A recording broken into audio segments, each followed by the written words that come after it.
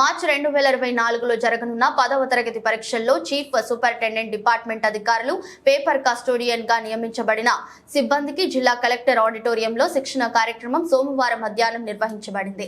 ఈ కార్యక్రమంలో AMO Sudarshana Murthy resource person గా వ్యవహరించారు. పరీక్షా కేంద్రంలో ముందు రోజు నిర్వహించవలసిన సన్నాహక కార్యక్రమాలు, పరీక్ష రోజు నిర్వహించవలసిన కార్యక్రమాలు, పరీక్ష అనంతరం చేయవలసిన కార్యక్రమాలను వివరంగా విశదీకరించారు.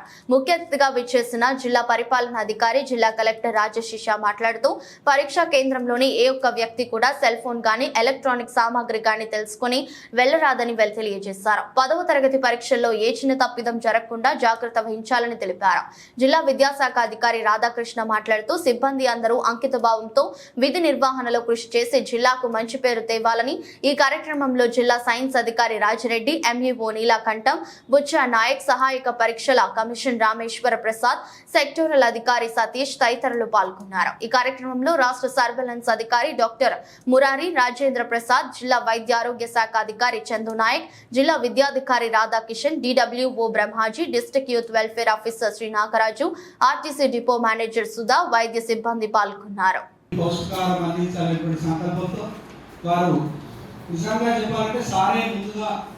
మరి ఈవినింగ్ వరకు ఉంటే వాళ్ళకి ఎట్లా ఉంటుంది, ఎట్లా పాసిబుల్ అవుతుంది అని చెప్పేసి తెలుసుకొని మరి పిల్లలందరికీ, జిల్లాలో ఉన్నటువంటి విద్యార్థులందరికీ స్నాక్స్ అందజేసినటువంటి గౌరవ అవి కూడా టైమింగ్స్ మీరు మెయింటైన్ చేయాలి. By 8:30 you should be at your respective centres at any cost on the day of the examination. So ఆ స్టోరేజ్ సెంటర్స్ కూడా మనకి కేటగిరీ ఏ స్టోరేజ్ సెంటర్ ఉంది, కేటగిరీ బి ఉంది, కేటగిరీ సి ఉంది. వాటికి సంబంధించిన కూడా డిఓ గారు మీకు డీటెయిల్ గా, మిగతా వాళ్ళు కూడా అందరూ ఏ సెంటర్ కేటగిరీ ఏ ఉంది, ఏ సెంటర్ కేటగిరీ ఏ ఉంది, ఏ సెంటర్ కేటగిరీ సి ఉంది, అవి కూడా క్లియర్ గా చెప్పడం జరిగింది.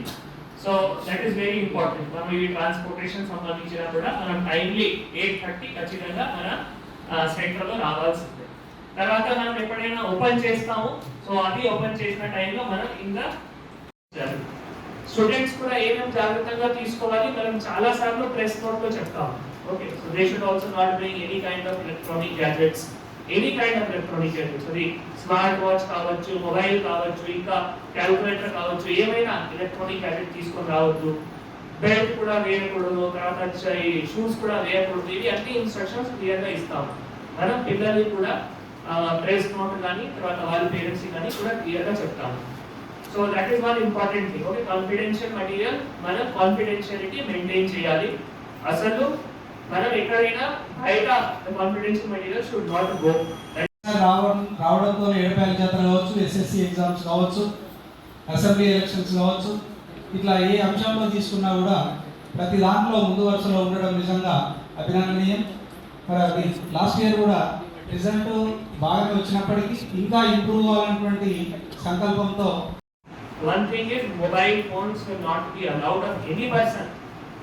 CS, DO, invigilator, police, ANM, ASHA, ఎవరైనా, నేను కూడా ఇన్స్పెక్షన్ కి వచ్చిన టైంలో I will also not bring mobile phone in the examination hall, in the examination centre.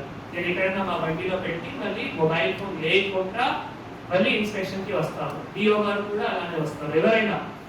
Okay, ఇంటర్లో అంటే అక్కడ చీఫ్ సూపరింటెండెంట్ కి అటెండెన్స్ కోసం అలౌ ఉంటుంది, కానీ మనం ఎస్ఎస్సి ఎగ్జామ్ లో ఎవరికి మొబైల్ అలౌ లేదు.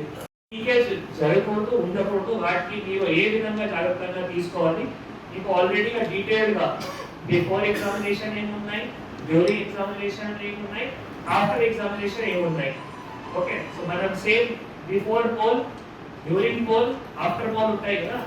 Same before election, before exam, during exam and after exam same అదే రకంగా మనం ఏవైతే జాగ్రత్తగా తీసుకోవాలి ఇక్కడ కూడా అదే విధంగా జాగ్రత్తగా తీసుకోవాల్సిన ఉంటుంది. Education department is with honorable CS.